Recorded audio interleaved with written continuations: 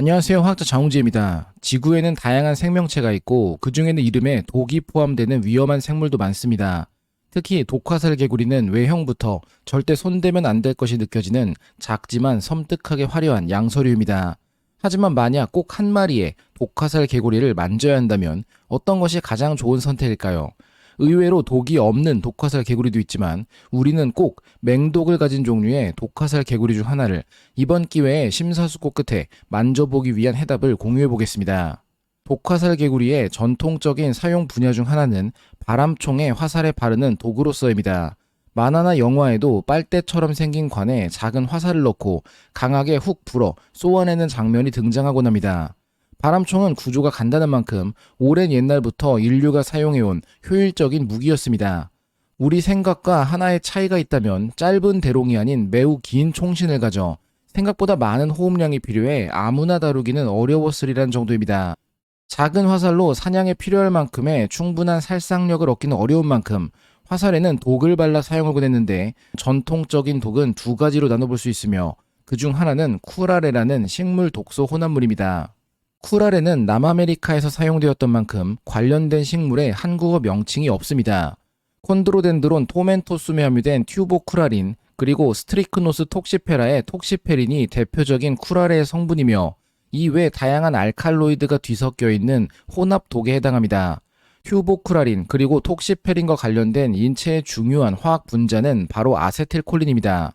신경 전달 물질 중 하나로 인체의 기능 조절에 중요한 역할을 하는데 신경과 신경 사이인 말단부 간극에서 신호를 전달하기 위한 화학 물질로 방출되고 작용하며 역할이 완료된 후에는 분해되어 자극을 멈추도록 구성되어 있습니다.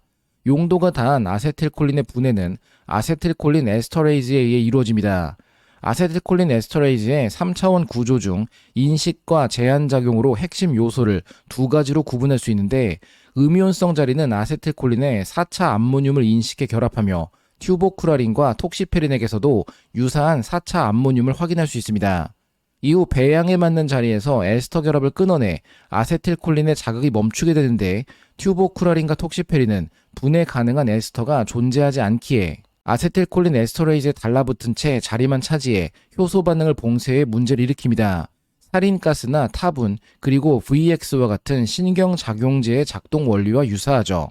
또한 쿠라레는 신경근 접합부에서 두 가지 유형의 아세틸콜린 수용체 중 하나인 니코틴성 아세틸콜린 수용체를 차단하는 비탈분극성 근이완제의 한 종류입니다. 공유결합을 통해 쿠라레 알칼로이드는 아세틸콜린 수용체의 활성 부위에 쉽게 결합하며 신경자극이 골격근으로 전달되는 것을 차단하여 근육을 효과적으로 마비시킵니다. 여기서 궁금증을 떠올린다면 분명 독성 물질인데 왜 사냥에 사용한 걸까요? 어차피 중독되어 죽은 동물을 먹어봤자 사람도 쿠라레가 체내로 옮겨져 죽는 것이 아닐까요? 단백질 독도 아니니 가열 조리한다고 분해되어 사라지지도 않을 테고 말입니다. 튜보쿠라린이나 톡시페린은 크기가 크고 전하가 커서 소화관 내벽을 통과해 혈액으로 흡수되기 적합하지 않습니다. 결국 경구로 섭취할 경우에는 무해하며 맛에도 별다른 영향을 주지 않는 것으로 알려져 있습니다. 식물의 독과 동물의 독 중 안전하게 확보할 수 있고 한 지역에서 키워 대량으로 생산하기 적합한 것은 역시 식물의 알칼로이드 독소입니다. 이 때문에 쿠라레와 같은 물질이 먼저 사용되었지만 더욱 다채로운 효과를 보이는 위험한 독은 동물에게서 발견됩니다. 특히 쿠라레와 더불어 바람총의 화살에 가장 흔히 사용되던 독은 이미 생명체의 이름 자체에 독과 화살이 모두 대놓고 포함되어 있는 독화살 개구리입니다. 열대 중부 및 남아메리카에 서식하는 개구리들인데 몸에서 자체적으로 독소를 생성하기보다는 개미나 진드기, 흰개미 등 절지동물을 먹어 몸에 독소를 농축하게 됩니다. 독화살 개구리의 가장 유명한 독소는 바트라코톡신입니다. 명칭을 두 부분으로 구분할 수 있는데 그리스어로 개구리를 뜻하는 바트라코스와 독을 의미하는 톡신이 결합해 만들어진 것으로부터 직역한다면 개구리독 정도가 되겠습니다. 물질 이름이 개구리독인, 실제 개구리독이니 가장 근본적인 개구리독인 셈입니다. 강력한 신경독으로 열에도 강하며 신경세포막에 전압의존성 소듐 채널에 비가역적으로 결합해 채널을 계속 열린 상태로 유지시킵니다. 결과적으로 신경과 근육의 신호 전달이 마비되어 부정맥이나 심장마비, 근육경련, 호흡 부정과 같은 증상을 유발하고 사망으로 이어집니다. 바트라크톡신은 지구상에 존재하는 비단백질성 독소 중 가장 위험한 물질 중 하나입니다.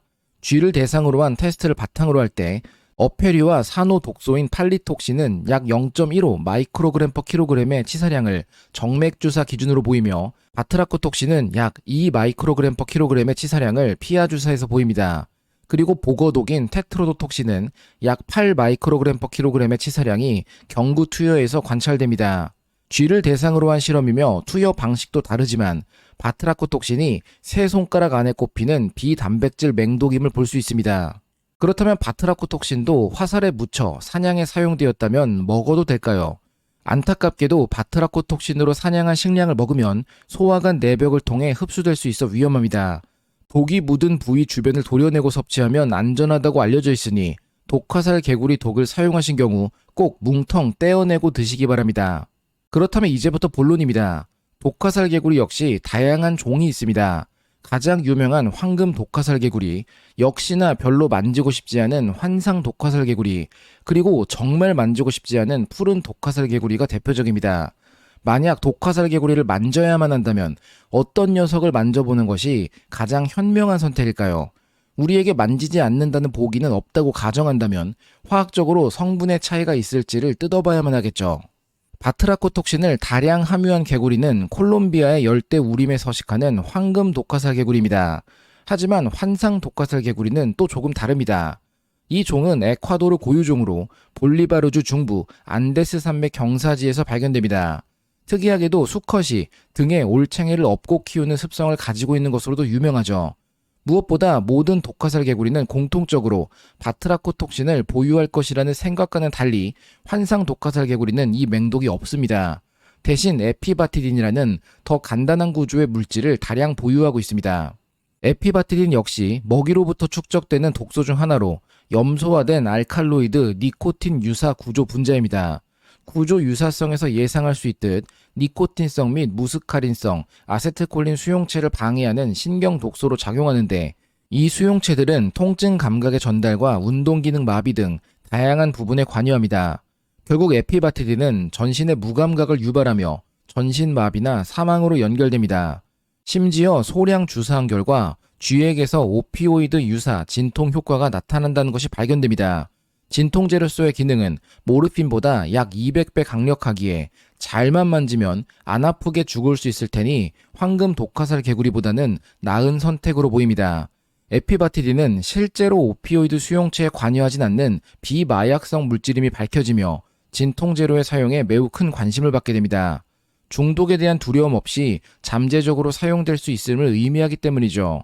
유일한 문제는 독성을 보유하며 진통제로서의 치료 용량과 치사량이 매우 가까이에 위치한다는 정도였습니다.